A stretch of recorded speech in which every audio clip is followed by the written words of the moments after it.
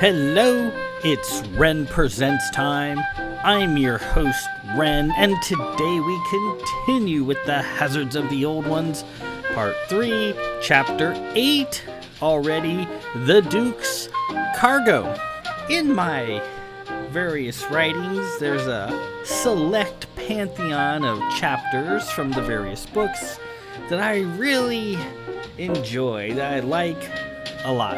If you remember the cat book, the cat readings, one of my favorite chapters there was The Thing in the Bathroom, one that I actually transported from one book to the next. I had to delete it in one chapter and it killed me to have to do it, but I saved it and bided my time to strike, and sure enough, eventually I had a perfect place to put it, and the cat book was it. And I just love that chapter.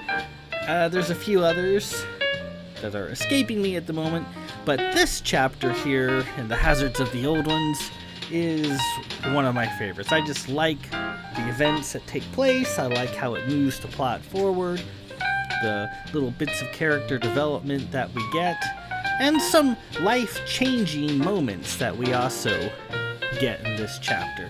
Just like it a lot. I think it worked out well. Last week, we see the Duke of Olin and his merry band of goshawk pirates fleeing for their lives from a vast contingent of black hat ships in space. We also see Countess Sigillis awaken after her horrendous ordeal with Princess Brock. She's fine. She's a little sore, a little weak. She gets reacquainted with one of her old pals, Torrijayne of Waam, and they're old enemies, and they already want to kill each other and fight it out. Tori, using the help of Lady Poe and, reluctantly, Sig, managed to cloak the goshawks and the Seeker as it entered the field, and they got away from the Black Hats. And then Tori and Sig got into a little pushing / wrestling match, which I couldn't help but put in there. Just, I don't know. Whatever. So that's where we left off, with the Seeker entering the field, Sig, Tori, and Lady Poe cloaking everybody, and that's where we currently stand. So, let's proceed immediately. Again, this is one of my favorite chapters. I like this a lot, and I hope you enjoy it as well. But of course, there's no guarantee of that, is there? Before we begin, this video is sponsored by absolutely no one. Let's proceed.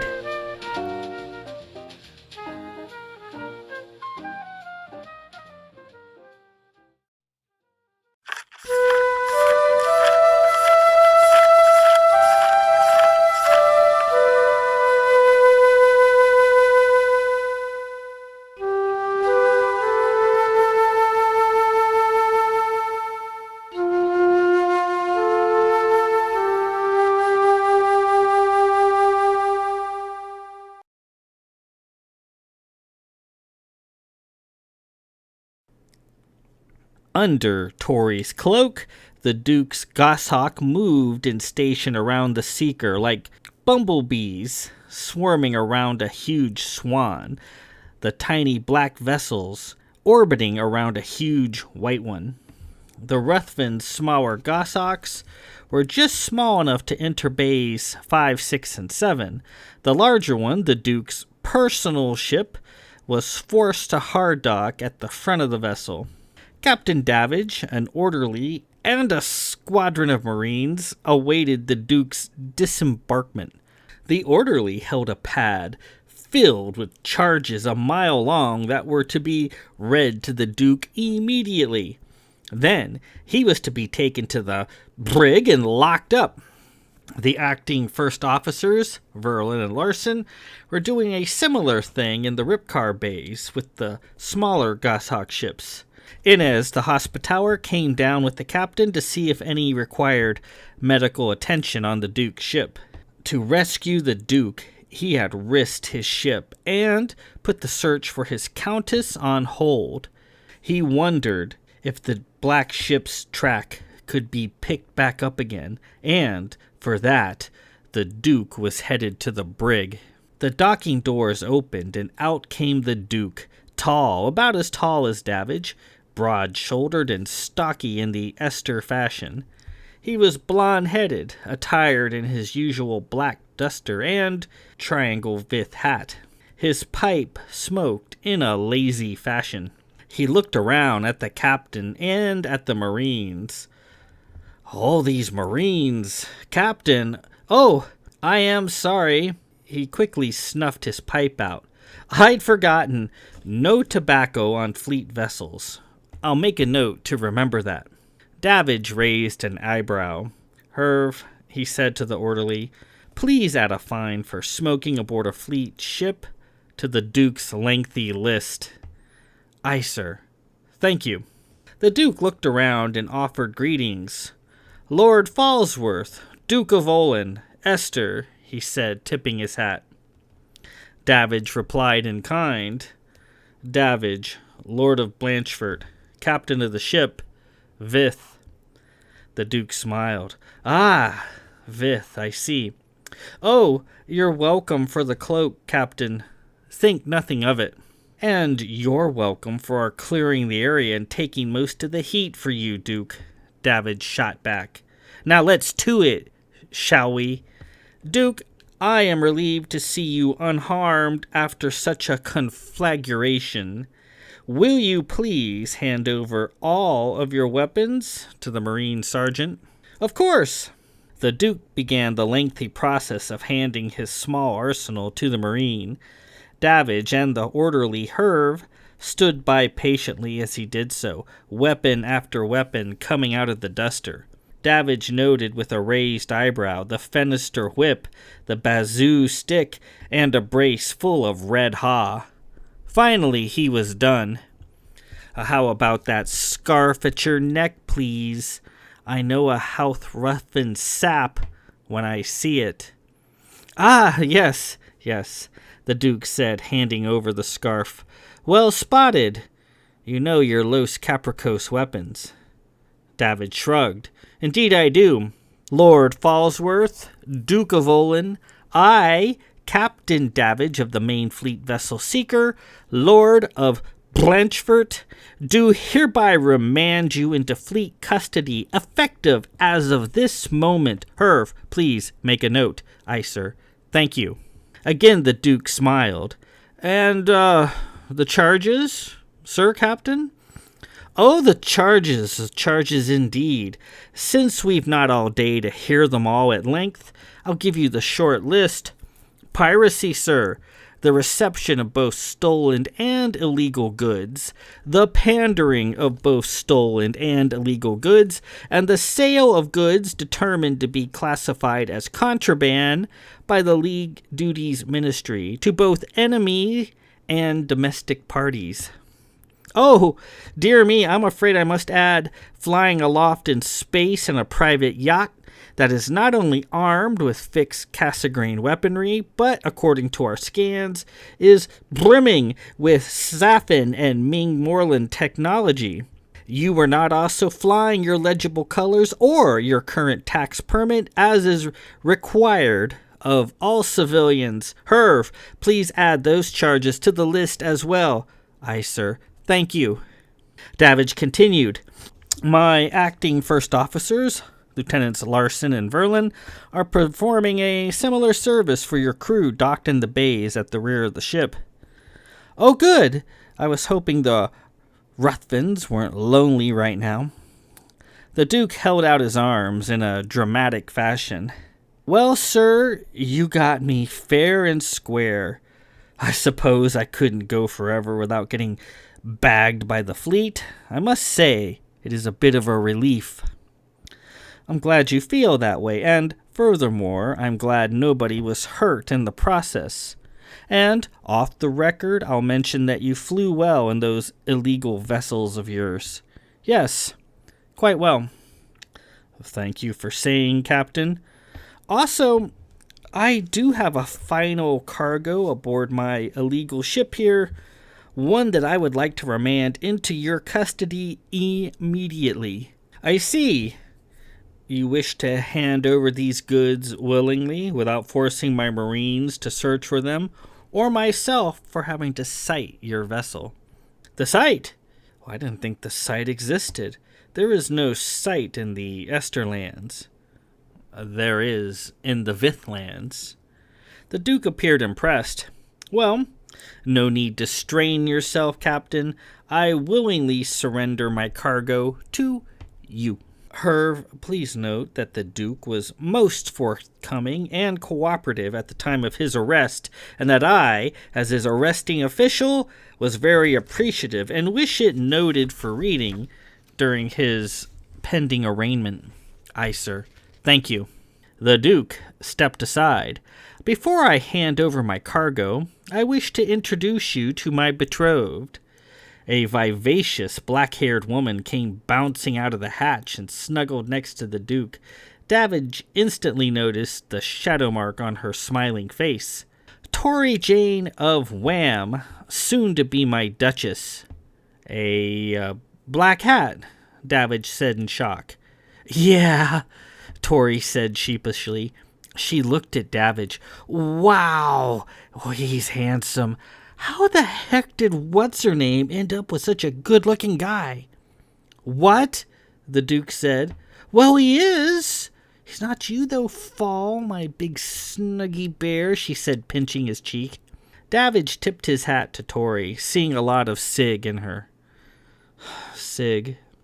Madame, I congratulate you on your upcoming union to the House of Olin, and I swear I will do my best to ensure you receive the maximum visitation privileges at whatever correctional facility the Duke is incarcerated after his trial and conviction. Thanks, she said happily. Did you hear that, Fall? I'm going to get to visit you in the slammer all the time. Oh, I can't wait. The Duke smiled. Oh, the conjugal visage we shall indulge in. Tori winked and purred loudly. Ah, the Duke said. Now, for the cargo I promised. Here comes part of it now. Someone tall was coming through the hatch. May I please reintroduce you, good captain, to a friend of yours, so I'm told. The incomparable Madame Kylos of Tusk.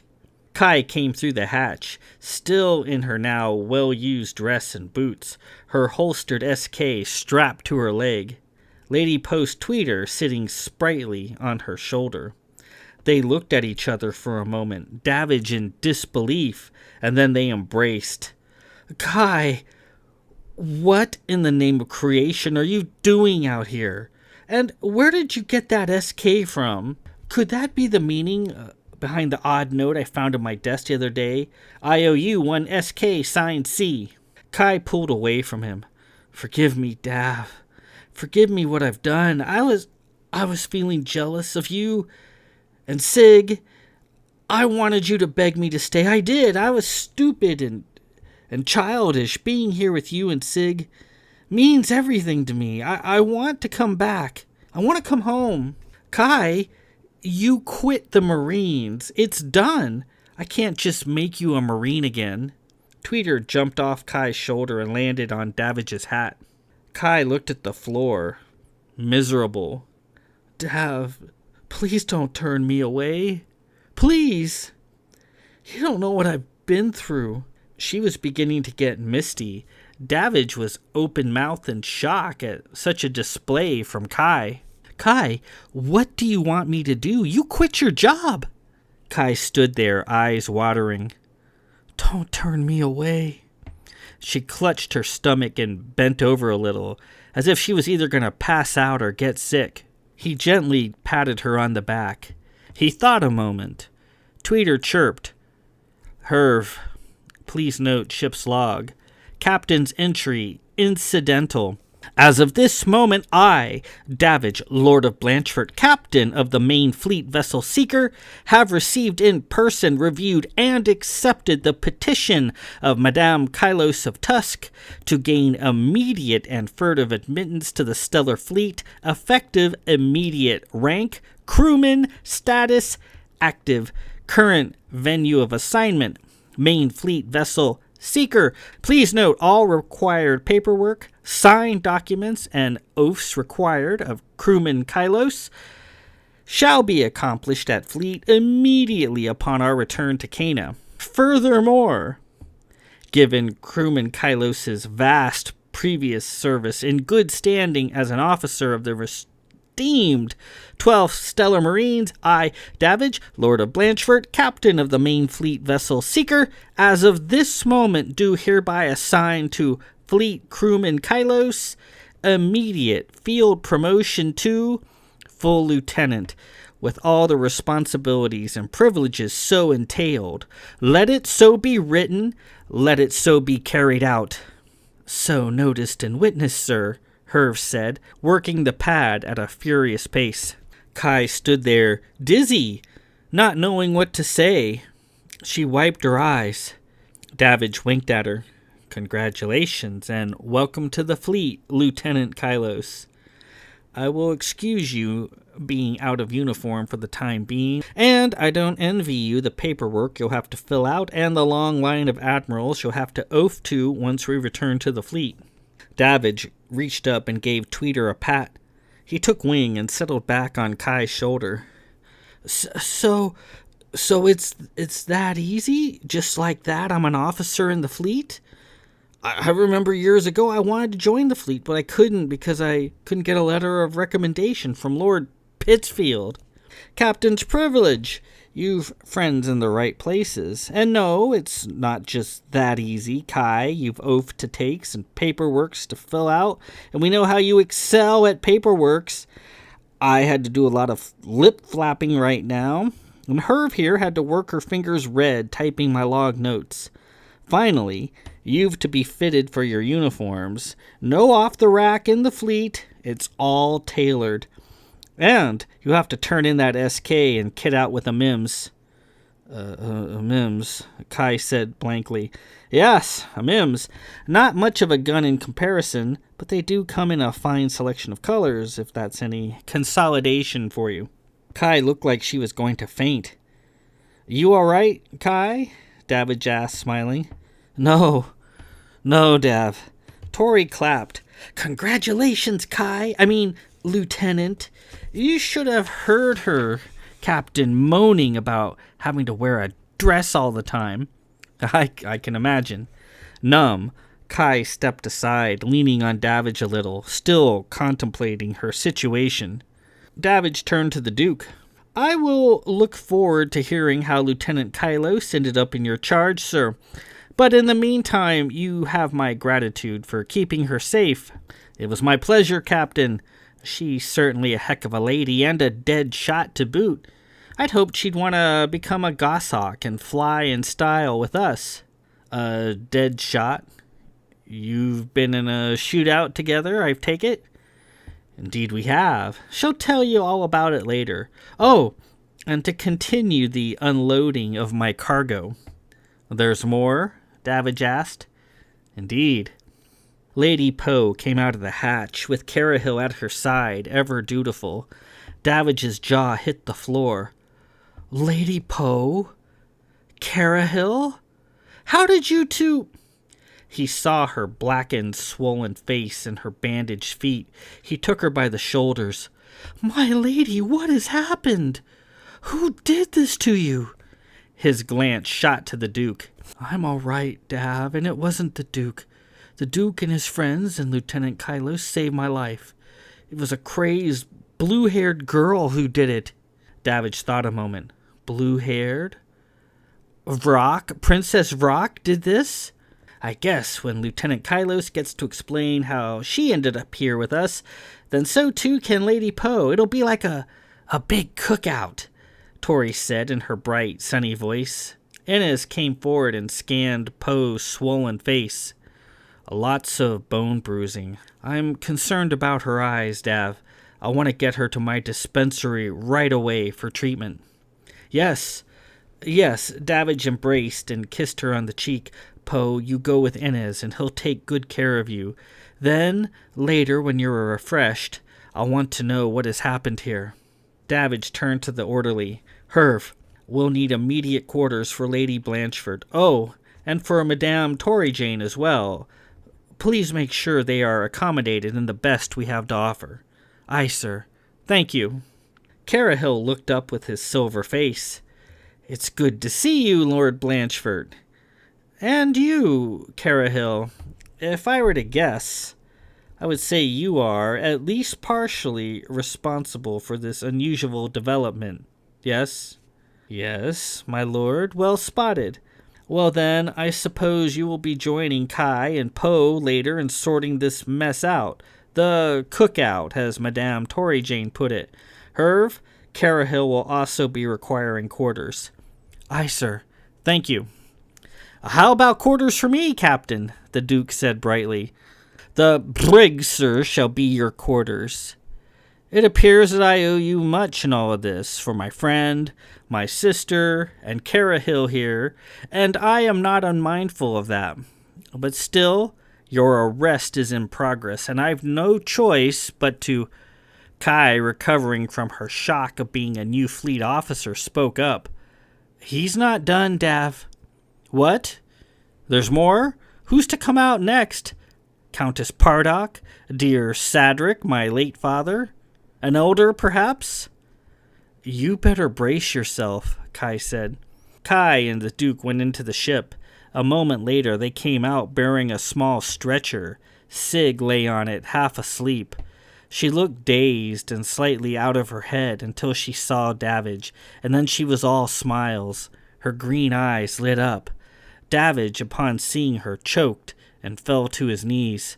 Hey, love, hey, she whispered, reaching up for him and taking his face into her hands.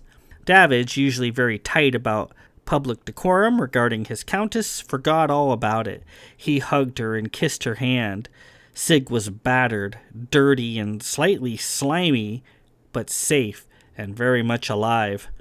Sig, he whispered, is it true? Is it you? He said it over and over again. Yes, love, it's me. It's me, my lord, my beloved Davage. Are you wounded? Are you hurt? Inez! I'm fine, Dav. I'm fine. Poe, she saved me. She saved me and our son. Davage sighted her, remembering the Sig monster on the bridge. There she was, basking in his sight, not recoiling from it as the monster did. There was evidence of a recent severe cutting trauma to her chest and left lung, all repaired and healed. Also, there was their son in her womb, a tiny nut, ready to begin sprouting. His countess, his Sig. She should begin showing in a few months. Inez, take the countess to the dispensary, please, for a complete examination. No, Dav. No, I'm fine. No arguments, Countess. I'll be there soon. A pair of Marines took the stretcher, and they went down the hallway with Inez and Lady Poe. Davage stood there a moment. He turned to the Marine sergeant. Sergeant, please take the Duke's weapons and store them for safekeeping, where they may be returned to him at a later date, he said. Aye, sir. Marines, Davage said. Thank you. You are dismissed. The Marines turned and marched down the hall. Davage turned to Herve. Sir, please delete all charges pertaining to the Duke of Olin and issue him quarters. He'll be staying with me, Torrijayne said, but you'll need to set something aside for the Ruthvens. There's 3 of them. Herve, please ensure Madame Torrijayne's quarters are commodious enough for 2, and 3 more for the Duke's comrades. Oh, and Lieutenant Kylos is going to need her billet back. Aye, sir. Thank you. Herve tapped the pad. Davage, trembling slightly, took off his hat and bowed on one knee, arms outstretched. To you, Duke of Olin, I owe thanks for all that I hold dear, for the lives of my friend, my sister, Cara, and for the safe return of my beloved Countess. I am Vith, as you previously noted, and Vith pay our debts. The Duke smiled. Don't thank me. Thank this fine fellow Cara here. He is the master of it all. He is, Torrijayne said, and you won't believe what he'll have to tell you. At the cookout. When's that going to be? I'm hungry. Davage looked up and gave Cara a pat on the head. You little prankster, you. Indeed, I'll look forward to these revelations, but later. I'm in no fit state to hear them now. I am thinking you'll want to your countess's side at once, Cara said. That's where I am headed. Herve, please show the Duke and Madame Torrijayne to their quarters and see that they are served lunch. Come on, Cara, let's see how everybody's doing. Dav, Kai said, trotting at his side. What about my uniforms? Davage sat with a coffee in the tiny dispensary. Sig lay asleep next to him on the bed, holding his hand. Poe sat on the other bed, Inez tending to her face. Kai was at the ship's tailoring shop getting fitted for her fleet uniforms. As soon as she found out for certain that Sig was all right, she went straight to the tailor shop. She loved wearing a uniform, Davage thought. Too bad she won't get them anytime soon. Fleet uniforms are handmade on Cana. Some of the fine fabrics used in their making came from his own factories in Blanchford Village. You certain Sig's all right, Inez? He asked. He turned from Poe and looked at his scanner. She is. She's bled out a little, but other than that, she's patched and fully healed. No sign of disease or blood poisoning, and your son is doing fine. She's going to be sore and she'll need rest, though. It's a good thing she can manage pain as well as she does, as she was in quite a bit of it. His scanner was trained on Sig's chest. Through it, her innards could clearly be seen. Remarkable. Inez zoomed the scanner in. There is this small thing I was wanting to ask you about, Lady Poe. She looked at the screen. There, printed in silver on Sig's ribs in a lilting script, was Fixed by Fins. Can you tell me what that's supposed to be, please? Inez asked. Poe laughed. Oh, I forgot all about that. I added that to Fins for fun. The kids just seem to love it. They'd proudly show it off like a badge. It'll go away eventually. Inez shook his head. I recall an odd session one evening where you pulled knowledge from my head as Silvertech. Though I wasn't fully briefed on what you were up to, I recall being a tad drunk at the time and didn't think to ask. Is this the end result of that session? Yes! Inez was impressed. Huh. I see. Where is this Silvertech creature? May I examine it? He's gone, Poe said. It takes a lot of energy to repair wounds on living tissue, and as he repairs the damage, Fins incorporates himself into the repair. The only thing left of him is this little message. I must admit I'm fascinated. Could you by chance create another one? Inez asked. Well, certainly, sir. I think I'm recharged enough to make one, Poe said excitedly, and she began moving her fingers around, silver forming in front of her. Davage turned to Poe, sitting in the other bed, her feet wrapped up. Cara sat next to her on the floor. His large book was open in front of him. He was scribbling something in with a marker in his teeth. Poe, I owe you. She waved him off. Dav, I think of Sig as my sister. I love her. I'm grateful Fins was able to do such a good job. I'm astonished, actually. Poe looked at Davage as she worked her fingers. Oh, she loves you, Dav. All she could think about was you, how she thought she would never see you again. You mean everything to her. When we get home, you'll need to seed the ponds with more of these Fins. And Poe smiled. I was already planning to. Davage looked at the ugly swellings on Poe's face. I'm going to get her, Poe. Princess Vrock, I'm going to get her for this. For what she did to you. For what she did to Sig. My patience only goes so far. Either she's coming in to face justice, or she's going to die. Poe finished. A happy silver goldfish, big-eyed and bright, sat in her palm. She gave it to Davage, who looked at it with wonder. I owe you and yours, buddy, he said. Fins blinked up at him. He's ready, Inez. Just keep him in a bowl of water and he'll last a long time. Inez fetched a clear tankard and Davage plopped fins in where he swam around. The comm's voice came down. "Sir, message for you marked black." "Black? I'll take it here, com." Davage opened Inez's terminal and up popped Hezru, king of Xandar. He was sitting near to the screen, holding a cat in his tubby arms. Cara put his book away and moved into a position where he could watch. "I see my daughter has done her work. I warned you not to underestimate her, did I not?" he said.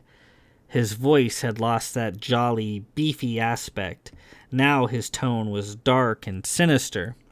"I am going to find your daughter and arrest her, King. I hope she chooses to put up a fight, so I can kill her in good conscience." "Not very noble of you, Captain. She attacked and injured my sister, a person who has never harmed a soul in her life. She abducted and nearly killed my countess, and she has endangered my crew. She has much to account for, and so do you." "Me? What have I done?" Hezru said, smiling. "You provoked this, encouraged this, set it into motion, and all to line your filthy pockets. You are wholly to blame, and I am coming for the pair of you, King." "Are you?" "I am, and I'm going to take you and her into custody. You are going to face league trial for your role in all of this, or you are going to die. How many more Xandar children am I to face?" Hezru grinned, a chubby grin, his face filling the screen. "You know where I am, Captain. I'm not hard to find. Come and get me if you dare." The cat he was holding hissed, and he screamed off. "Misanthrope," Davage said. "If he thinks he's going to escape my anger, he's—" Davage noticed Cara sitting there on the floor, looking up at the now black terminal screen. He had an odd and rather serious expression on his face, which for the normally jovial Cara was quite striking. Cara, he asked. "Pardon me, my lord," he said, and vanished without another word. And with that, we conclude Part 3, Chapter 8, The Duke's Cargo. So, all the far-flung adventures are over. Everybody is now in one spot. Everyone is now on the Seeker. We got Davage reunited with Sig, his beloved countess. We have Lady Poe. We have Cara, we have the Duke, Torrijayne, and then the Black Goshawk gang. Everyone's there. No more traveling around separately, and everyone's together. And if you've been perceptive, if you notice a lot of the pictures and artwork that I've shared pertaining to Lieutenant Kylos, you notice that most of them, she's wearing a blue fleet uniform.